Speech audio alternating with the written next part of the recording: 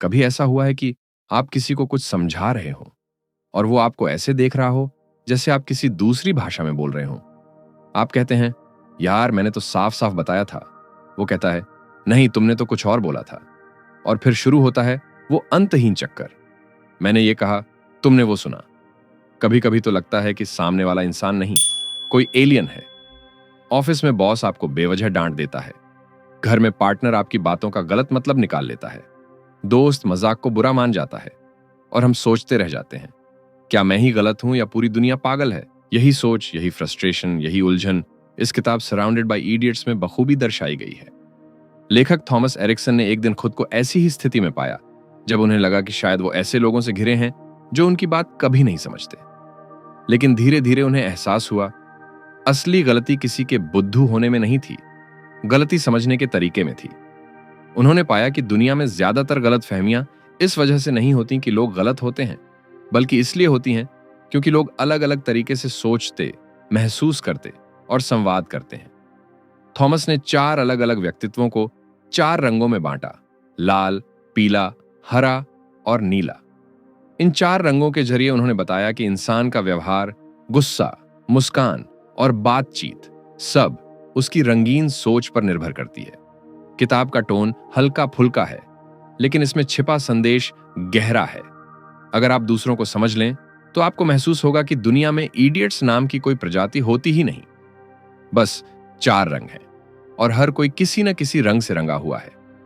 तो दोस्तों, चलिए इस रंगीन सफर की शुरुआत करते हैं, जहां हम जानेंगे कि लोग जैसे हैं वैसे क्यों हैं और कैसे हम उनके साथ बिना गुस्से, बिना झगड़े और बिना ड्रामे के रह सकते हैं।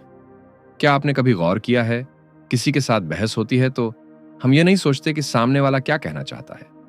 हम बस ये सोचते हैं कि उसे मेरी बात समझ क्यों नहीं आ रही। मतलब गलती हमेशा दूसरे में होती है, क्योंकि हम तो सही है ना। मान लीजिए आप ऑफिस में किसी प्रोजेक्ट पर बात कर रहे हैं। आप चाहते हैं कि काम जल्दी खत्म हो तो आप बोलते हैं, चलो इसे आज ही निपटा देते हैं। आपका साथी जवाब देता है, इतनी जल्दी क्यों, थोड़ा सोच समझ कर करते हैं। और बस वहीं से शुरू हो जाता है मन का महायुद्ध। आपको लगता है वो आलसी है, उसे काम की अर्जेंसी समझ नहीं, और उसे लगता है आप बेवजह दबाव डाल रहे हैं। दोनों सही हैं, बस सोचने का रंग अलग है। हम सब अपनी अपनी सोच की दीवारों में कैद रहते हैं। जब सामने वाला हमारे जैसे बिहेव नहीं करता तो हम उसे वियर्ड या इरिटेटिंग समझ लेते हैं। जैसे एक तेज बोलने वाला आदमी किसी शांत इंसान को देखकर सोचता है, इतना धीमा क्यों बोलता है, क्या डरता है?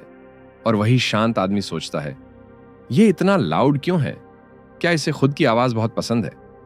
असल में कोई किसी से गलत नहीं है, बस उनकी सोचने की दिशा और गति अलग है। थॉमस एरिक्सन कहते हैं, हम हर रोज ऐसे लोगों से मिलते हैं जिनका दिमाग हमारी भाषा नहीं बोलता। हम जो कहते हैं वो उसे अपने ढंग से इंटरप्रेट करता है। जैसे आप किसी से कहें, थोड़ा जल्दी करो, एक आदमी इसे चैलेंज समझेगा, मैं दिखाता हूं कैसे करता हूं। दूसरा इसे इंसल्ट मानेगा, उसे लगता है मैं स्लो हूं। तीसरा इसे एडवाइस मानेगा, ओ शायद मुझे वाकई थोड़ा तेज होना चाहिए। और चौथा शायद सुनेगा ही नहीं, क्योंकि वो अपने ही जोन में खोया रहेगा। यानी कम्युनिकेशन का मतलब ये नहीं कि आपने क्या कहा, बल्कि ये कि सामने वाले ने क्या सुना। हर इंसान अपने अंदर एक फिल्टर लेकर चलता है जो उसकी पर्सनैलिटी, परवरिश और सोच से बना होता है। वो फिल्टर आपकी बातों को अपने हिसाब से रंग देता है।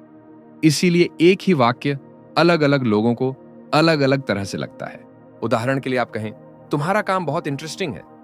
रेड व्यक्ति सोचेगा, हाँ मैं तो स्मार्ट हूं। येलो बोलेगा, हाँ ना, मैंने खुद इसे क्रिएटिव बनाया। ग्रीन मुस्कुराएगा, अच्छा लगा कि किसी ने नोटिस किया। और नीला पूछेगा, इंटरेस्टिंग कैसे, स्पेसिफिक बताओ। देखा, एक ही कॉम्प्लीमेंट 4 दिशाओं में बढ़ गया। यही है हमारी मिसअंडरस्टैंडिंग की असली जड़। हम सब दुनिया को एक ही रंग से देखते हैं, अपने रंग से। और जब कोई दूसरा रंग दिखता है तो हमें लगता है कि वो गलत है। लेकिन सच्चाई ये है कि हर रंग की अपनी एक खूबसूरती होती है।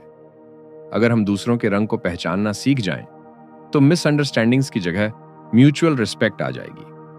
और फिर वो बात जो कभी झगड़े में खत्म होती थी, वो एक मुस्कान में खत्म हो सकती है। इसलिए अगली बार जब कोई आपकी बात ना समझे तो तुरंत इडियट मत कहिए। शायद वो बस आपसे अलग रंग का इंसान है।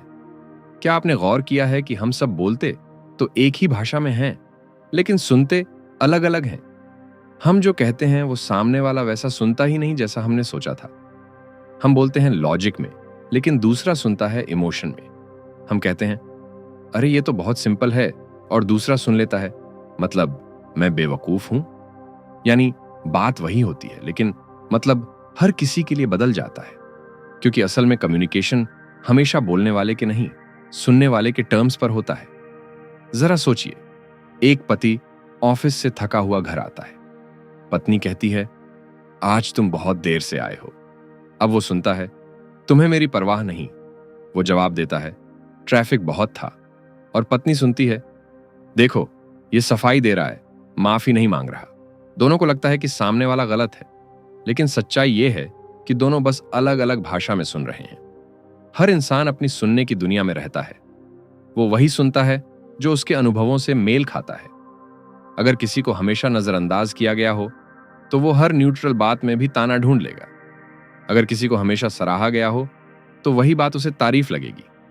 मतलब कम्युनिकेशन का मतलब यह नहीं कि आपने क्या कहा, बल्कि यह कि सामने वाले ने क्या महसूस किया।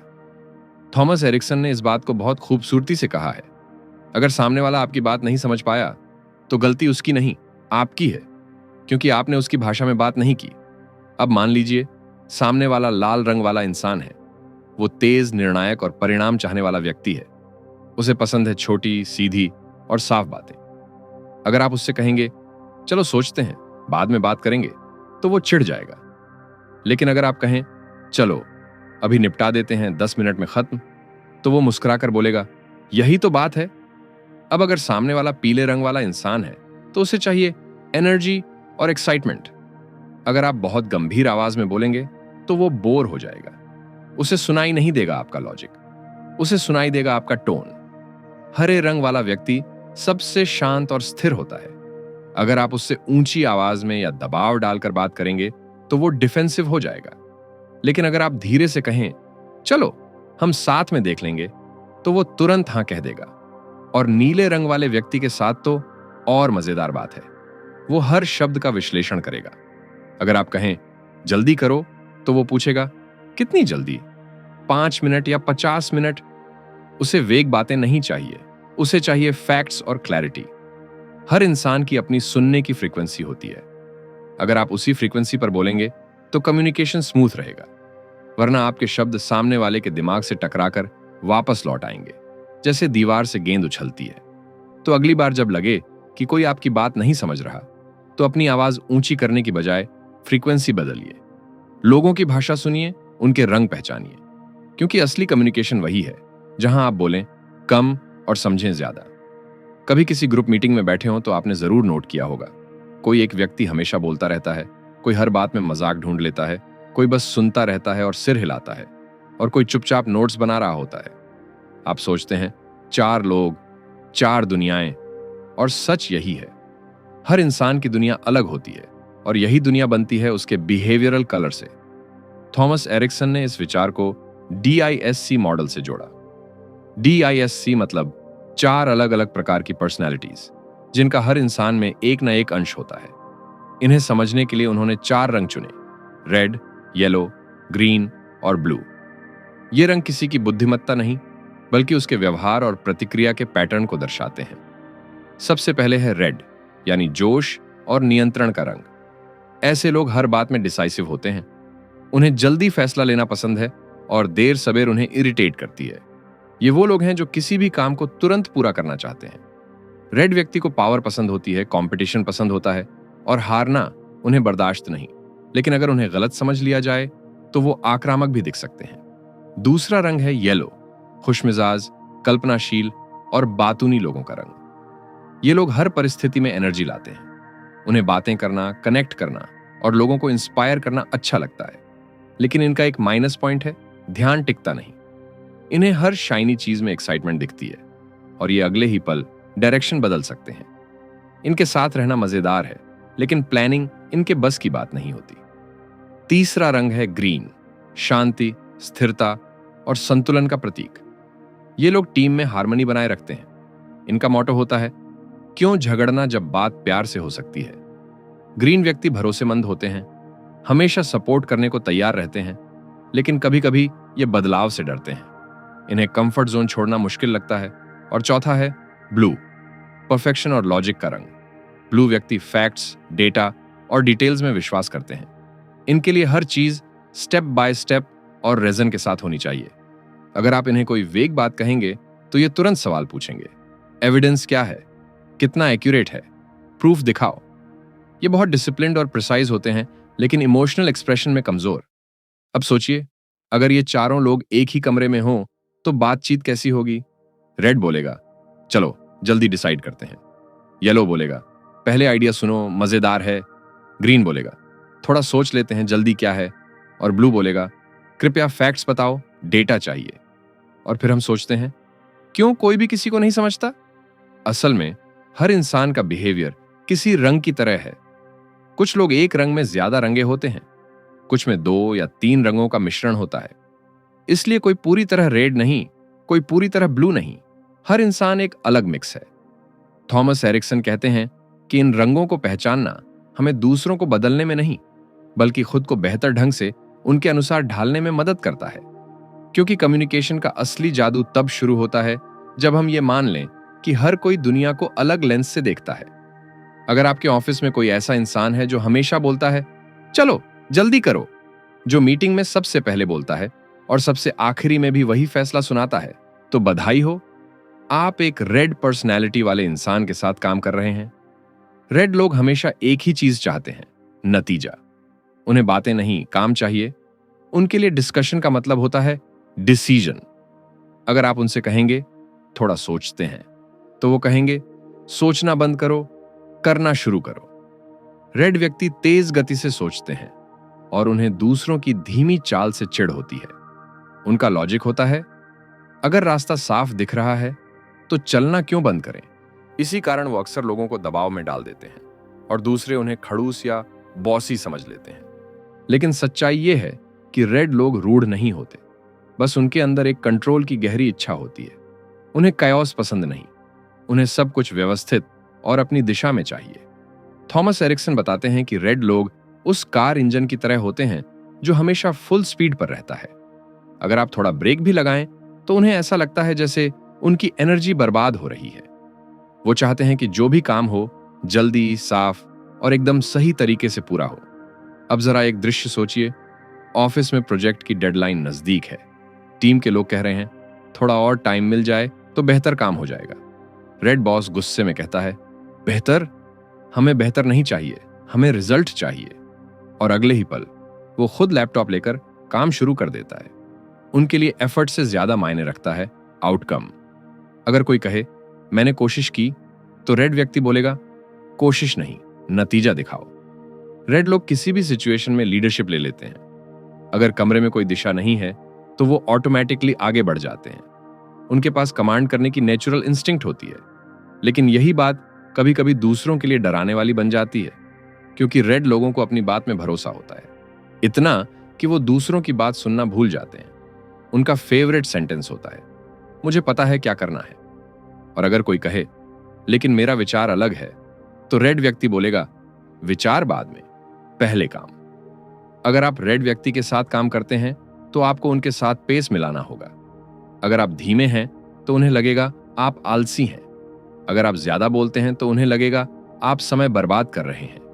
लेकिन अगर आप साफ, सीधे और कॉन्फिडेंट होकर बात करते हैं तो वो आपको सबसे ज्यादा सम्मान देंगे। रेड लोग ऐसे लोगों को पसंद करते हैं जो डायरेक्ट और रिजल्ट ओरिएंटेड हों। अगर आप उनसे कहेंगे मुझे लगता है कि हम कोशिश कर सकते हैं, तो वो जवाब देंगे मुझे लगता नहीं, मैं करता हूं। इसलिए उनसे बात करते समय हमेशा ठोस और स्पष्ट रहिए। लेकिन इसका मतलब यह नहीं कि रेड व्यक्ति हार्टलेस होते हैं। उनके अंदर इमोशन होता है, बस वो उसे दिखाना नहीं जानते। वो मानते हैं कि इमोशन दिखाने से फोकस कम होता है। लेकिन अगर आप उन्हें सम्मान दें और उनके काम की तारीफ करें, तो वही रेड व्यक्ति आपके लिए पहाड़ हिला देगा। रेड लोगों का एक और दिलचस्प पहलू है, उन्हें कंपटीशन पसंद होता है, लेकिन हारना नहीं। अगर कोई उन्हें चैलेंज करे तो वो अपनी पूरी ताकत लगा देंगे ये साबित करने में कि वो बेहतर है। इसीलिए रेड लोग अक्सर अच्छे लीडर्स बनते हैं, क्योंकि वो खुद से और दूसरों से एक्सीलेंस की उम्मीद रखते हैं। लेकिन अगर कोई उन्हें रोकने की कोशिश करे या उन्हें समझाने लगे कि थोड़ा धीरे चलो, तो वो इसे कमजोरी समझ लेते हैं। उन्हें धीमे लोग परेशान करते हैं और इनडिसीजन तो उन्हें लगभग एलर्जिक होता है। थॉमस एरिक्सन कहते हैं कि रेड लोगों को समझने का सबसे अच्छा तरीका है उन्हें कंट्रोल का इल्यूजन देना, लेकिन डायरेक्शन अपना रखना। मतलब आप उनसे सीधे भिड़िए मत, बल्कि उन्हें महसूस कराइए कि रास्ता वही है जो वो चाहते हैं, बस डेस्टिनेशन थोड़ा अलग है। अगर आप उन्हें यह एहसास दिला दें कि डिसीजन उन्हीं का है, तो वो आपके लिए जान लगा देंगे। रेड व्यक्ति फायर की तरह होते हैं। अगर आप उन्हें फ्यूल दें तो वो दुनिया को रोशन कर देंगे, लेकिन अगर उन्हें रोकने की कोशिश करें तो वो सब कुछ जला भी सकते हैं। अगर आपके ग्रुप में कोई ऐसा दोस्त है जो हर वक्त खुश रहता है, हर बात को जोक में बदल देता है, कभी सीरियस नहीं होता और हर नए प्लान के लिए सबसे पहले चलो करते हैं बोलता है, तो यकीन मानिए वो एक येलो पर्सनैलिटी वाला इंसान है। येलो लोग इस दुनिया के सबसे ऊर्जावान, मजेदार और कल्पनाशील इंसान होते हैं। अगर रेड लोगों की दुनिया रिजल्ट से चलती है, तो येलो लोगों की दुनिया इमोशन से चलती है। उन्हें पॉजिटिव वाइब्स पसंद है, लाउड लाफ्टर पसंद है और बोरिंग बातें उनसे बर्दाश्त नहीं होती। अगर किसी कमरे में एनर्जी कम हो, तो ये लोग ऐसे हैं जैसे कोई तेज रोशनी वाला बल्ब अचानक जल गया हो। थॉमस एरिक्सन बताते हैं कि येलो लोग वो होते हैं जिनके पास हमेशा कोई नया आइडिया होता है। आप उनसे कहिए कुछ नया सोचना है और अगले ही पल वो 10 आइडियाज ले आएंगे। समस्या बस ये है कि वो एक भी पूरा नहीं करेंगे, क्योंकि येलो लोगों का दिमाग रुकता नहीं। वो हमेशा अगली एक्साइटिंग चीज की तलाश में रहते हैं। उन्हें नॉवेल्टी चाहिए, थ्रिल चाहिए और अप्लॉज चाहिए। उदाहरण के तौर पर मान लीजिए किसी ऑफिस में टीम मीटिंग चल रही है। रेड बॉस कहता है हमें आज फैसला चाहिए। ग्रीन सहकर्मी कहता है थोड़ा सोचते हैं। ब्लू कहता है पहले डेटा देख लेते हैं। और येलो बोलता है ओह मेरे पास एक मजेदार आइडिया है, सुनो सुनो। बाकी लोग उसे रोकने की कोशिश करते हैं, लेकिन वो तब तक बोलता रहेगा जब तक सब हंस न दें। येलो लोग अटेंशन लवर्स होते हैं। उन्हें स्पॉटलाइट में रहना अच्छा लगता है। अगर कोई उनकी तारीफ कर दे तो उनका दिन बन जाता है। अगर इग्नोर कर दे तो उनका मूड तुरंत गिर जाता है। उनके अंदर एक चिल्ड्रेनली एक्साइटमेंट होती है। वो हर बात में मजा ढूंढ लेते हैं, चाहे काम कितना भी बड़ा क्यों ना हो, वो उसमें एंटरटेनमेंट ढूंढ लेंगे। लेकिन यही एक्साइटमेंट कभी कभी उनके लिए समस्या भी बन जाती है, क्योंकि वो रूटीन से जल्दी बोर हो जाते हैं। अगर कोई काम दोहराव वाला है या पेशेंस मांगता है, तो उनका ध्यान भटक जाता है। वो शुरुआत बड़े जोश से करते हैं, लेकिन बीच में ही किसी नए आइडिया की तरफ निकल पड़ते हैं। येलो लोग अक्सर प्रॉमिसर्स होते हैं। मैं कल जरूर करूंगा, पक्का मैं तुम्हें फोन करूंगा, लेकिन कल आता नहीं और फोन भी नहीं आता। उनका इरादा गलत नहीं होता, बस अटेंशन कहीं और चला जाता है। अगर आप किसी येलो व्यक्ति के साथ काम करते हैं, तो आपको समझना होगा कि उन्हें मोटिवेट करने का तरीका अलग है। उन्हें डर या नियम से नहीं, बल्कि प्रेज और पॉजिटिविटी से काम कराया जा सकता है। अगर आप कहेंगे मुझे भरोसा है कि तुम कर लोगे, तो वो मुस्कुराकर जवाब देंगे अब तो जरूर करूंगा। उनके साथ बातचीत में ह्यूमर जरूरी है। अगर आप बहुत गंभीर रहेंगे तो वो डिस्कनेक्ट कर लेंगे, लेकिन अगर आप उनसे उनके ड्रीम और कल्पना की भाषा में बात करेंगे तो वो आपके साथ दिल से जुड़ जाएंगे। येलो लोग लोगों को जोड़ने वाले होते हैं। वो हर ग्रुप में वार्मथ और इंथुजियम लाते हैं। उनका एक डायलॉग बहुत कॉमन होता है, रिलैक्स करो, लाइफ छोटी है। और यही एटीट्यूड उन्हें दूसरों के लिए 100 लवेबल बनाता है। हालांकि थॉमस एरिक्सन कहते हैं कि येलो लोगों की सबसे बड़ी कमजोरी है फोकस की कमी। वो शुरुआत में आसमान छू लेते हैं, लेकिन डिसिप्लिन के बिना वहां टिक नहीं पाते। उनका माइंड एक कलरफुल काइट की तरह होता है। ऊंचाई बहुत होती है, डायरेक्शन कम।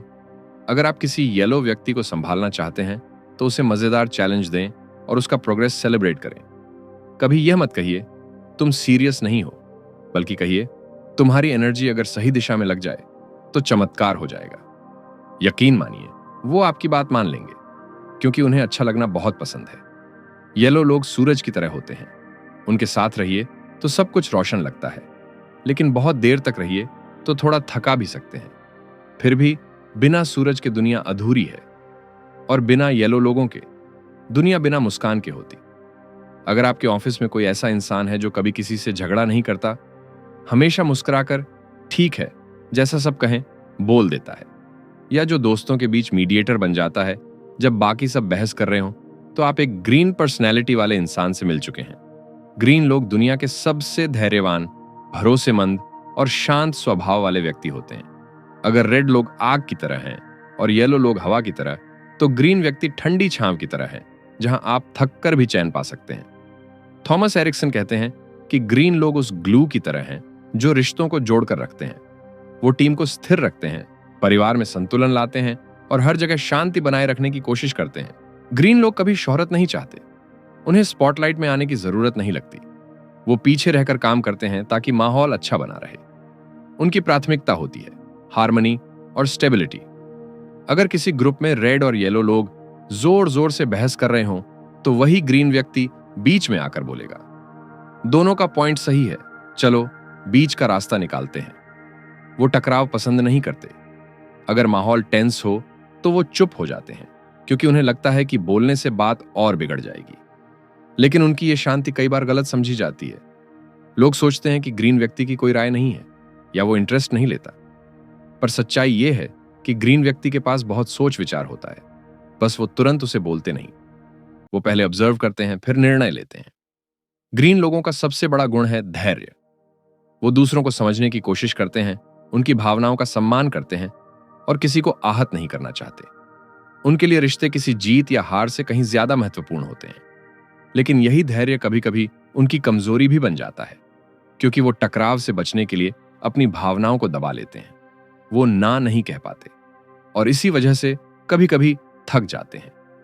ग्रीन व्यक्ति दूसरों की शांति के लिए अपनी बेचैनी छुपा लेता है। उन्हें बदलाव पसंद नहीं होता। अगर आप कहें, चलो चीजें थोड़ी बदलते हैं, तो वो कहेंगे, क्या पुराने तरीके में कुछ गलत है? उनके लिए स्थिरता सुरक्षा देती है। वो अपनी दुनिया में आराम से रहना पसंद करते हैं, जहां सब कुछ फैमिलियर और शांत हो। अगर आपके परिवार में कोई ऐसा है जो हमेशा सुनता है, कभी शिकायत नहीं करता, हमेशा सबको खुश रखने की कोशिश करता है, तो समझ लीजिए वो ग्रीन व्यक्ति है। ऐसे लोग अक्सर अपनी अच्छाई से थक जाते हैं, क्योंकि सब उनसे उम्मीद रखते हैं कि वो हमेशा अच्छे रहेंगे। ग्रीन लोगों के साथ अगर आप काम कर रहे हैं तो उन्हें कमांड मत दीजिए, उनसे सहयोग कीजिए। अगर आप कहेंगे ये करो, तो वो संकोच में पड़ जाएंगे। लेकिन अगर आप कहें चलो साथ में करते हैं, तो वो तुरंत तैयार हो जाएंगे। उन्हें काल्म एनवायरनमेंट और जेंटल टोन पसंद है। थॉमस एरिक्सन कहते हैं कि ग्रीन व्यक्ति लॉयल्टी का दूसरा नाम है। अगर वो किसी के साथ हैं तो पूरी ईमानदारी से साथ रहते हैं, लेकिन अगर उन्हें बार बार नजरअंदाज किया जाए तो वो चुपचाप दूर हो जाते हैं, बिना गुस्से, बिना शिकायत के। ग्रीन लोग दुनिया को संतुलित बनाते हैं। वो फायर और चॉइस के बीच ठंडी हवा की तरह है। उनके बिना हर समूह अधूरा लगता है। वो हमें सिखाते हैं कि काइंडनेस कभी कमजोर नहीं होती और शांति हमेशा ताकत से ज्यादा असरदार होती है। अगर आपके ऑफिस में कोई ऐसा व्यक्ति है जो हर प्रोजेक्ट शुरू करने से पहले बोले, पहले सारे डेटा दिखाओ, या जो किसी ईमेल में एक शब्द की स्पेलिंग मिस्टेक भी पकड़ लेता है, तो आप एक ब्लू पर्सनैलिटी वाले इंसान से मिले हैं। ब्लू लोग इस दुनिया के परफेक्शनिस्ट और लॉजिक लवर होते हैं।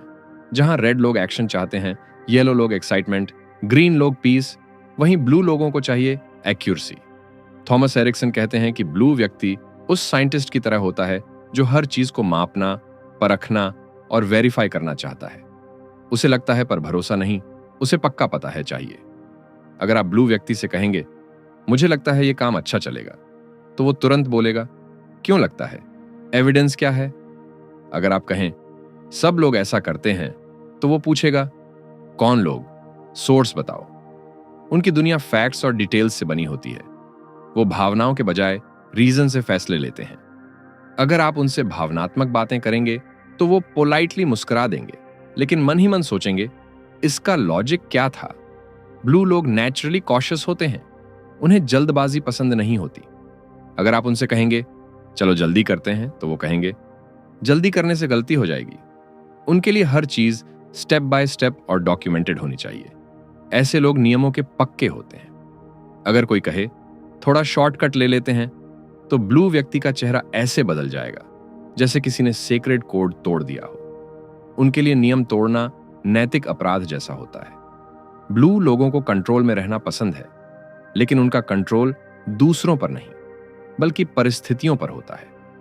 वो हर डिटेल पर नजर रखते हैं ताकि कोई गलती ना हो, इसीलिए वो अक्सर परफेक्शन के चक्कर में स्ट्रेस में रहते हैं। थॉमस एरिक्सन एक एग्जाम्पल देते हैं।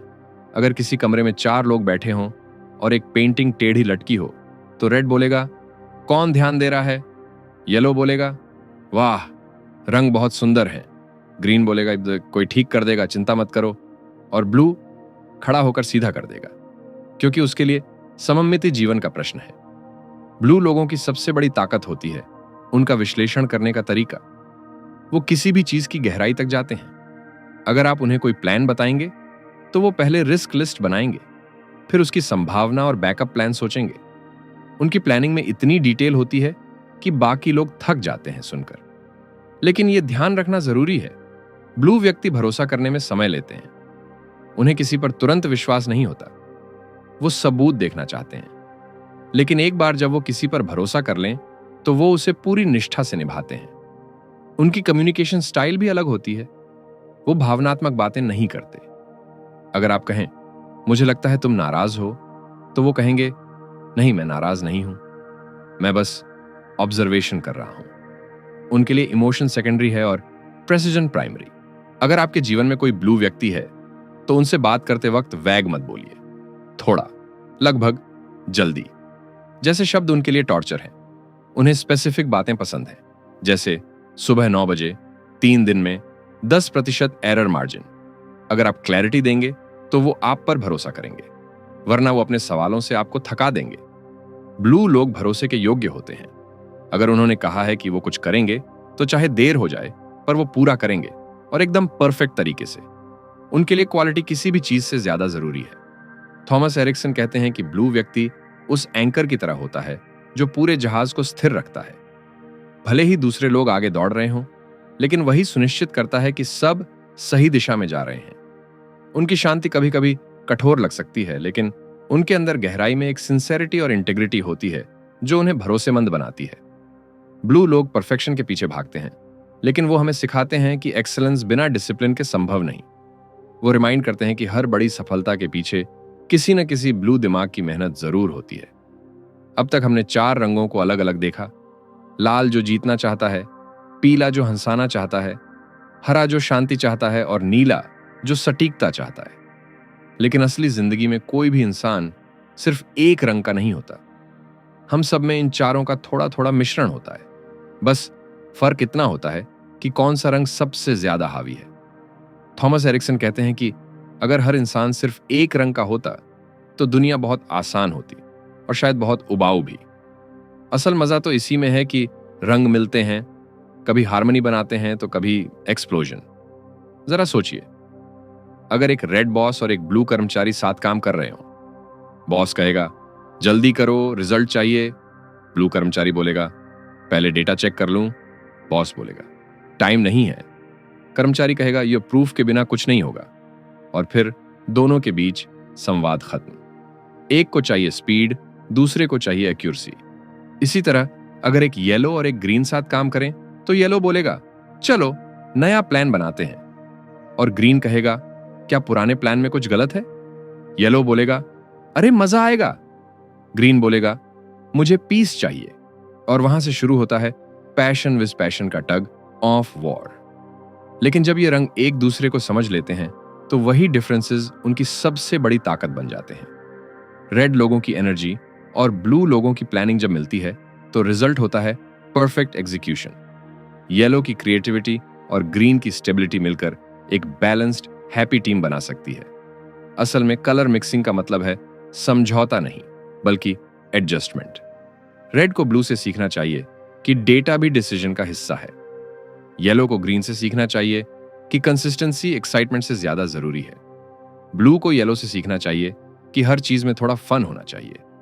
और ग्रीन को रेड से सीखना चाहिए कि कभी कभी रिस्क लेना भी ग्रोथ का हिस्सा होता है। रिश्तों में भी यही रंग खेलते हैं। पति रेड हो और पत्नी ग्रीन तो झगड़े का कारण हमेशा यही होगा। एक कहेगा फौरन करो, दूसरा कहेगा थोड़ा रुक जाओ। 2 येलो दोस्त अगर साथ हों तो बात तो बहुत होगी, पर काम शायद ही पूरा होगा। और 2 ब्लू लोग अगर साथ हों तो मीटिंग खत्म होने से पहले चेकलिस्ट का चेकलिस्ट बन जाएगा। रंगों का यह मिलन हमें याद दिलाता है कि इंसान को समझने के लिए हमें पहले उसकी दुनिया के रंग देखने पड़ते हैं, क्योंकि जब हम ये पहचान लेते हैं कि सामने वाला क्या चाहता है, स्पीड, फन, पीस या परफेक्शन, तो हमारे रिश्ते आसान हो जाते हैं। थॉमस एरिक्सन कहते हैं कि इंसान को डिकोड करना इम्पॉसिबल नहीं है, बस हमें उसके रंगों को समझने की प्रैक्टिस चाहिए, क्योंकि जब आप किसी का रंग पहचान लेते हैं तो झगड़ा नहीं, कनेक्शन होता है। और तभी आपको एहसास होता है कि सराउंडेड बाय इडियट्स असल में सराउंडेड बाय डिफरेंट माइंड्स है। हम अक्सर कहते हैं दुनिया में समझदार लोग कम हैं, बाकी सब पागल हैं। लेकिन सराउंडेड बाय इडियट्स पढ़ने के बाद एहसास होता है कि असल में पागल कोई नहीं होता, बस हर किसी का दिमाग अलग फ्रीक्वेंसी पर काम करता है। थॉमस एरिक्सन हमें यह सिखाते हैं कि अगर कोई हमारी बात नहीं समझता तो इसका मतलब ये नहीं कि वो मूर्ख है, शायद वो बस दूसरे रंग की दुनिया से आया है। रेड व्यक्ति एक्शन चाहता है क्योंकि वो फ्यूचर देखता है। येलो व्यक्ति खुशी चाहता है क्योंकि वो लाइफ को सेलिब्रेशन की तरह जीता है। ग्रीन व्यक्ति शांति चाहता है क्योंकि उसे कनेक्शन में सुकून मिलता है। और ब्लू व्यक्ति क्लैरिटी चाहता है क्योंकि वो हर चीज को परफेक्शन से देखता है।